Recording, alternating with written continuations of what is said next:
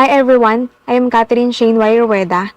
Ang ire-report ko is about working with multiple worksheets in Excel 2016. So contents, ito yung mga pag-aaralan natin ngayon. Introduction ng working with multiple worksheets, then how to insert a new worksheet, how to copy a worksheet, how to rename a worksheet, how to move a worksheet, how to change the worksheet tab color, how to delete a worksheet, how to switch between worksheets, and how to group and ungroup worksheets. Introduction. Every workbook contains at least one worksheet by default. When working with a large amount of data, you can create multiple worksheets to help organize your workbook and make it easier to find content. You can also group worksheets to quickly add information to multiple worksheets at the same time. So kapag mag-open tayo ng bagong Excel file, mayroon agad at least one worksheet by default na nakalagay sa workbook natin.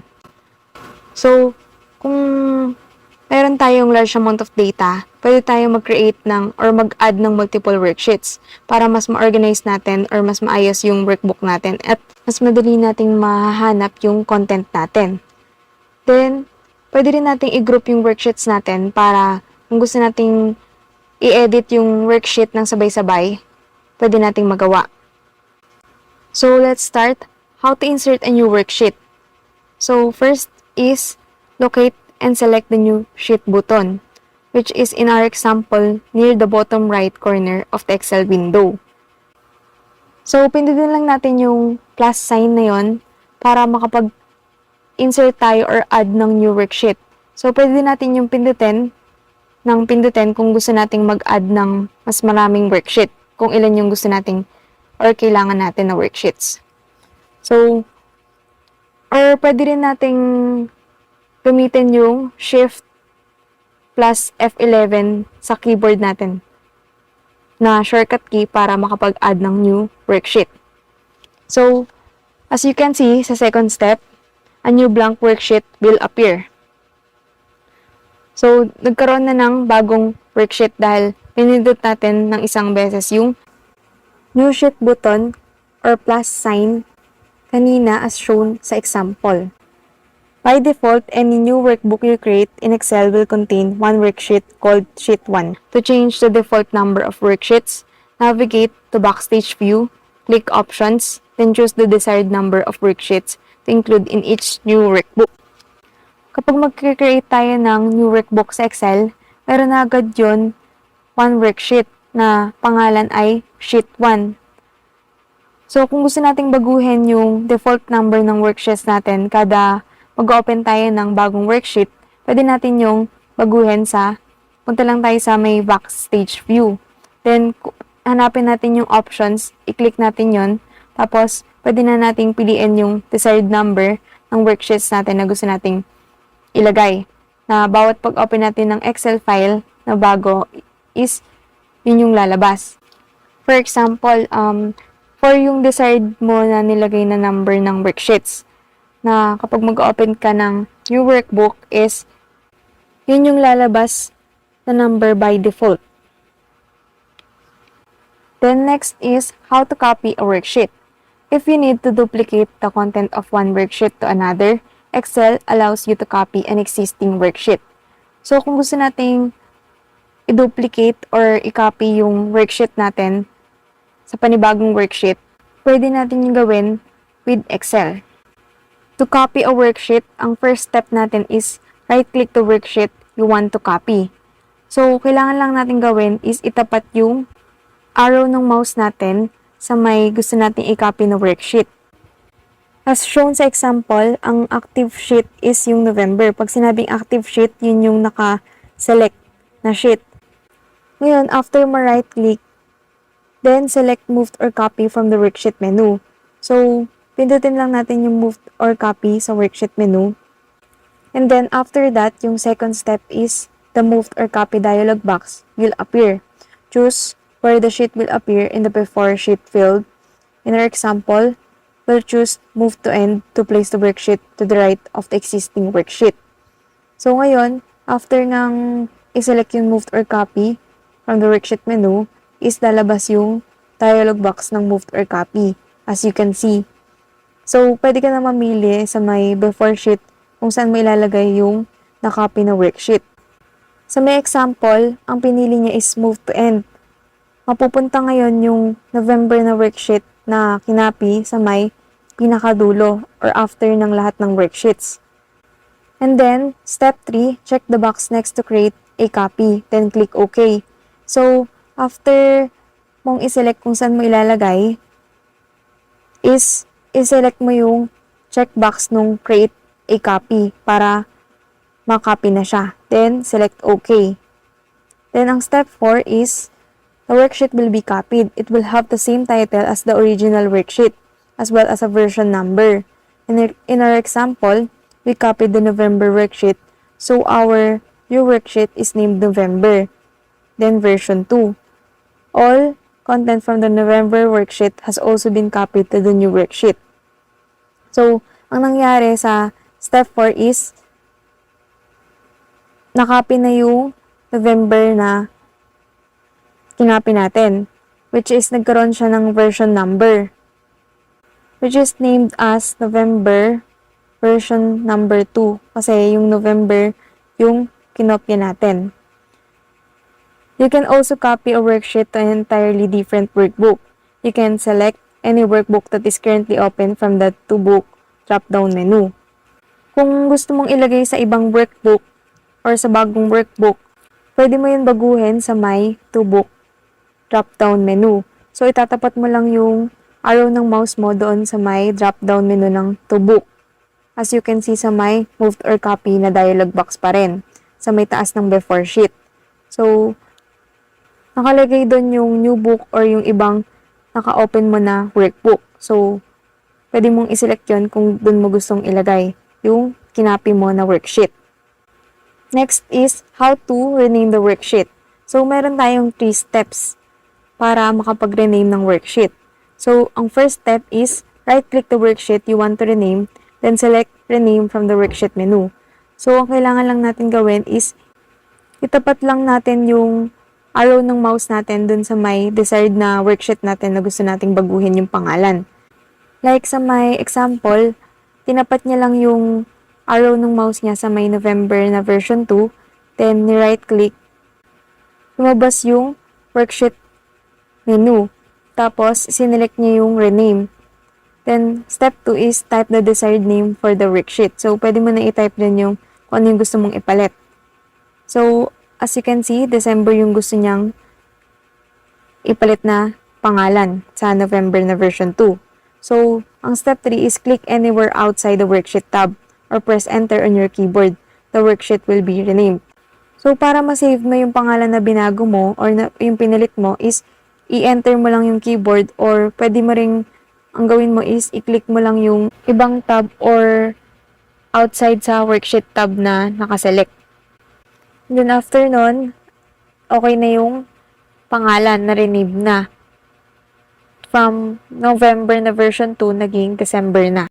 So, next naman is how to move a worksheet. So, to move a worksheet, meron tayong 2 steps. So, first, click and drag the worksheet you want to move until a small black arrow appears above the desired location.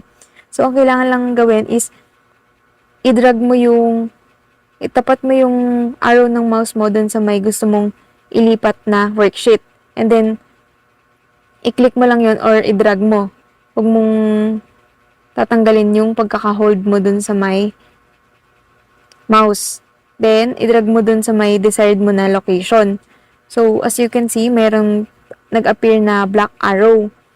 So, susundan mo lang yun para dun mo itapat yung kung saan mo gustong itapat yung or ilipat yung worksheet. Like sa may December, dun niya gustong ilipat sa katabi ng November. Dun lumitaw yung small na black arrow. Kaya ayun. Then after nun, ang step 2 is release the mouse. The worksheet will be moved. So after mong i-release yung mouse or yung pagkakadrag mo dun sa may worksheet is move na dun siya sa may desired mo na location. So magkatabi na si November and December. Okay? So next naman is how to change the worksheet tab color. So, meron tayong 3 steps. So, ang first is right-click the desired worksheet tab and hover the mouse over tab color. The color menu will appear. Ang gagawin mo lang is itapat mo ulit yung arrow ng mouse mo and then right-click sa may gusto mong baguhin yung kulay ng worksheet. So, after mong i-right-click is lalabas na ulit yung worksheet menu. And then, itapat mo naman yung arrow mo sa may tab color. After nun, lalabas yung color menu. Then, next is, pwede ka nang mamili ng color. Select the desired color. Then, ang step 3 is, the worksheet tab color will be changed. So, if you observe sa may example na picture, yung expenses summary yung binago niya ng kulay. So, doon niya lang tinapat yung arrow ng mouse, then right-click niya. Then, after nun, namili siya ng kulay sa may color menu, na which is kulay blue. Then, after nun, sinelect niya lang yung kulay. After nun is, nagbago na yung color nung expenses summary na sheet. So, kapag nakaselect yung mismong sheet or active sheet siya, is hindi mo mapapansin yung kulay or hindi masyadong visible. Pero kapag sinelect mo yung ibang sheet is mas makikita mo na ng malinaw yung tingkad ng kulay na sinelect mo. So, ayun, nagbago na yung kulay niya. Then, next naman is how to delete the worksheet. So, meron lang tayong 2 steps to delete the worksheet. So, ang first is right-click the worksheet you want to delete. Then, select delete from the worksheet menu. So, itatapat mo lang ulit yung arrow ng mouse mo sa may gusto mong i-delete na sheet. So, example, yung sheet 1 yung gusto niya i-delete. So, tinapat niya lang doon, then right-click. Tapos, sinelect niya lang yung delete sa worksheet menu.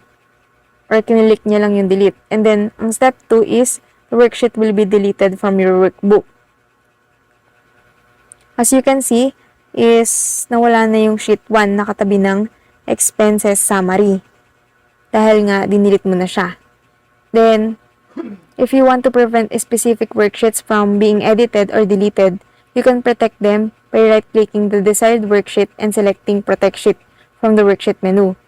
So, if you ever na gusto mong protektahan or para maiwasan mong ma-edit or ma-delete ng unintentional yung worksheet mo is pwede mong gawin yon. Kailangan mo lang gawin is itapat mo lang ulit yung arrow mo dun sa worksheet na gusto mong protektahan na hindi ma-delete or ma-edit, and then right-click. Tapos, lalabas ulit yung worksheet menu, and then kung nakikita mo yung arrow na straight is nakaturo siya sa may protect sheet, yun yung pipindutin mo para hindi siya ma-edit or ma-delete basta-basta. So, next naman is how to switch between worksheets. So, switching between worksheets, if you want to view a different worksheet, you can simply click the tab to switch to that worksheet. However, with larger workbooks, this can sometimes become tedious as it may require scrolling through all of the tabs to find the one you want. Instead, you can simply right-click the scroll arrows in the lower left corner as shown below. So, kung gusto mong pumunta sa ibang worksheet is, ang gagawin mo lang is select mo lang yung worksheet na gusto mong puntahan. Pero, mahihirapan ka kung marami kang worksheets na nakalabas sa workbooks mo. So, pwede mong gawin ay scroll mo yung sheet selector buttons. Doon pwede mong ilipat pa kanan or pa kaliwa para makita mo yung ibang worksheets mo na nakalagay sa workbook. Pero para hindi ka na mahirapan, ang gawin mo na lang is i-right click mo yung mouse mo habang nakatapat dun nga sa sheet selector buttons. So as you can see sa example, dun mo siya itapat, then right click. Tapos, A dialog box will appear with a list of all of the sheets in your workbook. You can then double-click the sheet you want to jump to. So, as you can see sa example, ayun yung dialog box na nag-appear after mong i-right-click yung kanina. Then, yung sheet selector buttons. Tapos, makikita mo na yung list ng sheets mo sa workbook. So, pwede mo nang hanapin dyan kung ano yung gusto mong puntahan or dun ka na magja-jump na sheet. So, mas madali na siyang makikita and mapupuntahan. So, like sa 2008 na sales, yun yung gusto niyang puntahan, then kailangan mo lang gawin is i-double click mo para makapunta ka na dun sa may sheet na kailangan mo. So, next naman is grouping and ungrouping worksheets. You can work with each worksheet individually, or you can work with multiple worksheets at the same time. Worksheets can be combined together into a group. Any changes made to one worksheet in a group will be made to every worksheet in the group. So, pwede mong i-edit isa-isa yung worksheet mo, or pwede mong gawin is yung multiple worksheets ay may edit mo at the same time. So, ang gagawin mo lang, kailangan mo lang gawin is i-group mo yung worksheets na gusto mong sabay-sabay na i-edit, and then lahat ng changes or pagbabago or lahat ng inedit mo dun sa isang worksheet na nasa isang grupo ay ma-apply or magbabago rin yung worksheets na nakalagay sa grupo. So, to group worksheets, first is select the first worksheet you want to include in the worksheet group. Kailangan mo lang gawin ay tapat mo yung mouse mo na arrow dun sa may gusto mong isama sa grupo ng worksheets. Ngayon, sa example, is yung September yung una niyang gustong isama sa grupo ng worksheets. Then, ang second is press and hold that control key on your keyboard. Select the next worksheet you want in the group. So, after mong maselect yung unang grupo, is i-press mo lang daw yung control key mo dun sa may keyboard. And then, pwede mo nang i-select or pwede mo nang piliin, i-click yung iba pang worksheets na gusto mong isama sa grupo. Ang third step is continue to select worksheets until all of the worksheets you want to group are selected. Then, release the control key. The worksheets are now grouped. So, pwede mong i-click kung ano-ano yung mga worksheets na gusto mong isama dun sa worksheet group. Kagaya ng sa example, September, October, November, December yung pinili niyang magkakagrupo. Ngayon, habang naka-hold sa may control key. So, kapag nirelease niya yung paghawak dun sa may control key, sa may keyboard is, magiging maggrupo na yung worksheets na pinili niya. So, while worksheets are grouped, you can navigate to any worksheet within the group. Any changes made to one worksheet will appear on every worksheet in the group. So, ang mangyayari ay kahit saan pwede kang mag-edit dyan sa may grupo na yan. So, kapag dyan ka nag-edit sa grupo na yan, na worksheets is magbabago rin yung iba. So, ibig sabihin may control ka sa lahat ng worksheet na included dun sa may grupo. Kung ano man yung nilagay mo sa isang worksheet na kasama sa grupo ay ganun din yung lilitaw dun sa ibang worksheets na nakasama sa group. So, take note na kung ano man yung gagalawin mo sa may groups na yan na worksheets is hindi maapektuhan yung hindi nakagrupo. Next is how to ungroup worksheets. So, meron lang tayong two alternatives to ungroup worksheets. So, ang first is right-click a worksheet in the group. Then, select ungroup sheets from the worksheet menu. So, pwede nating i-right-click yung worksheet sa nakasama sa grupo, then lilitaw yung worksheet menu. Tapos, i-select lang natin yung ungroup sheets.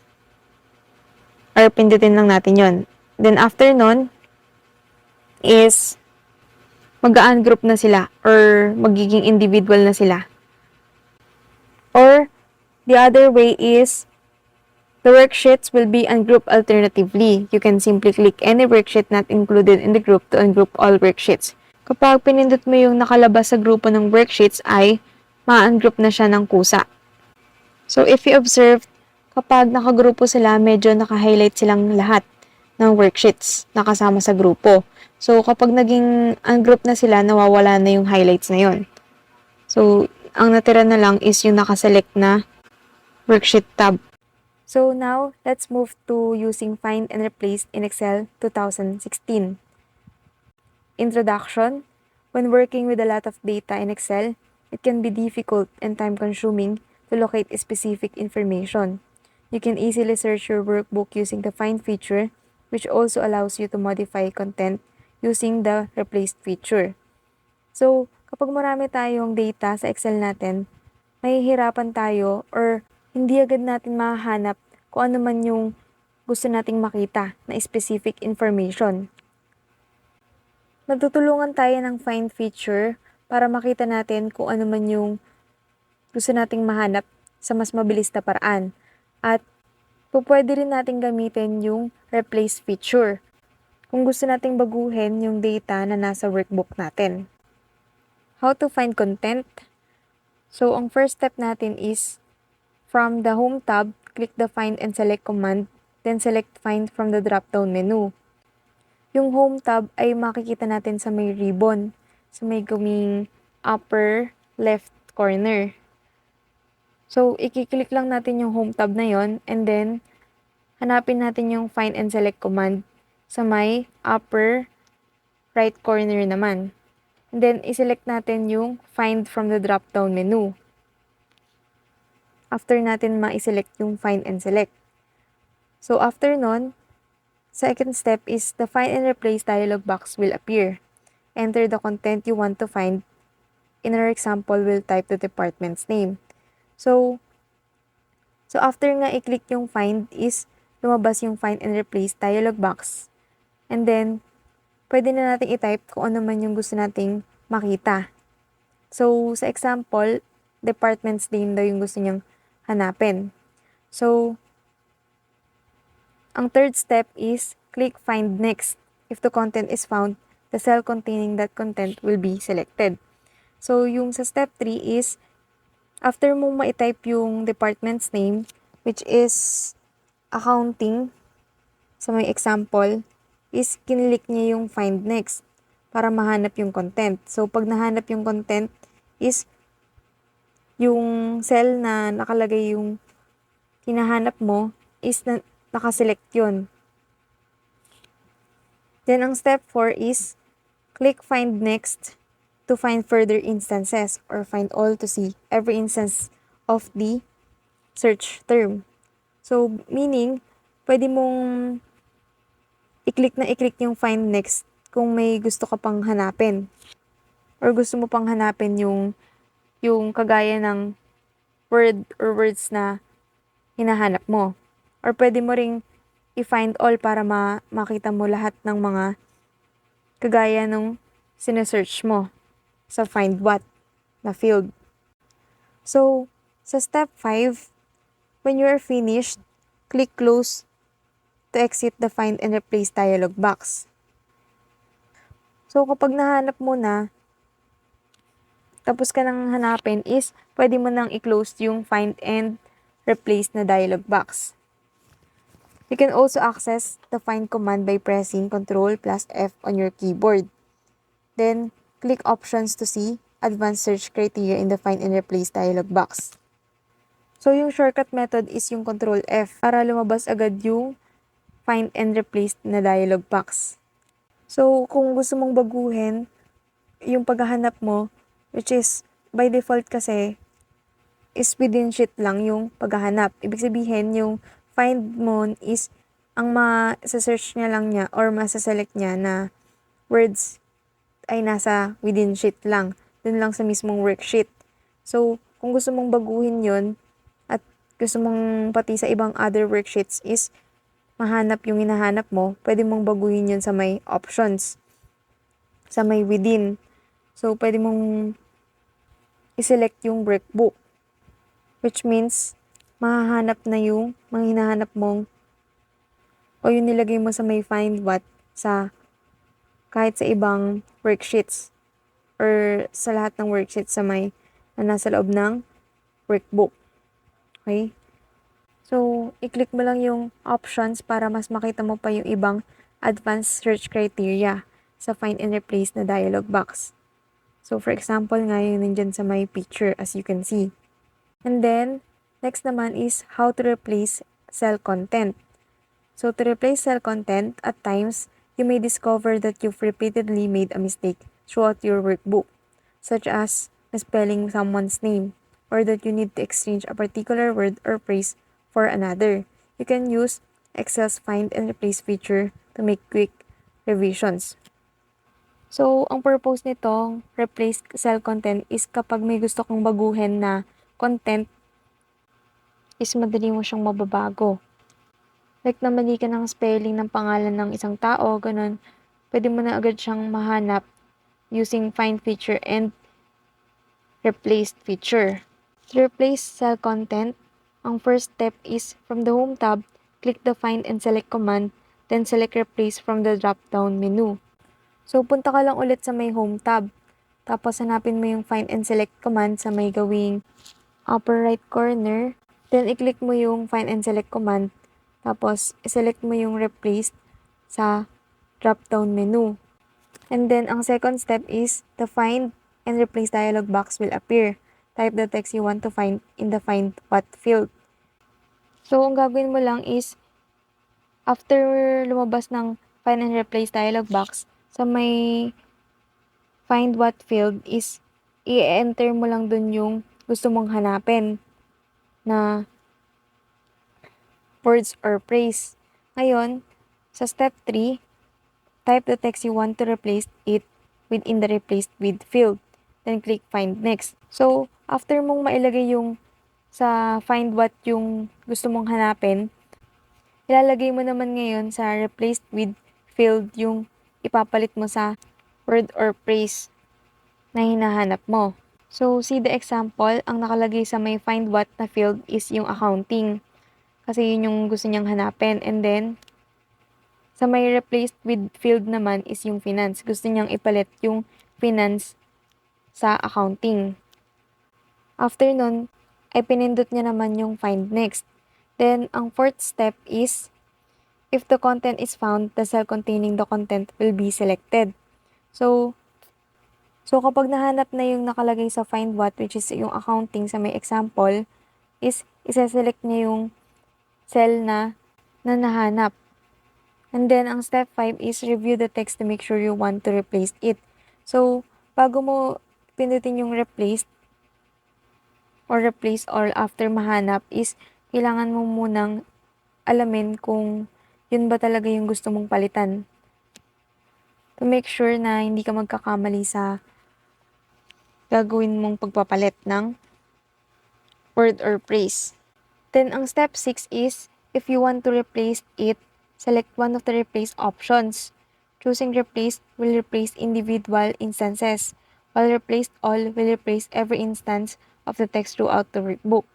So kung sigurado ka na papalitan mo na yung words na yun or word na yun na hinahanap mo, is pwede mo nang pindutin yung replace. Or meron tayong replace options na replace kapag isa lang yung mismong nahanap lang, nakaselect lang na cell yung babaguhin mo. While yung replace all naman, mapapalitan lahat ng mga kamukha nung nasa find what na nilagay mo na, or yung hinahanap mo na word or phrase na gusto mong palitan. So, mapapalitan lahat kapag replace all. So, ang step 7 is a dialog box will appear confirming the number of replacements made. Click OK to continue.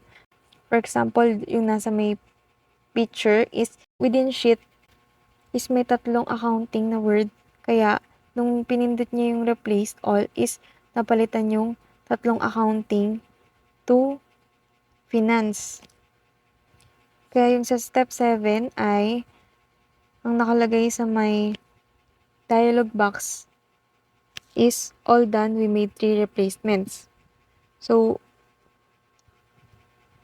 kiklik mo lang yung okay para mag-continue.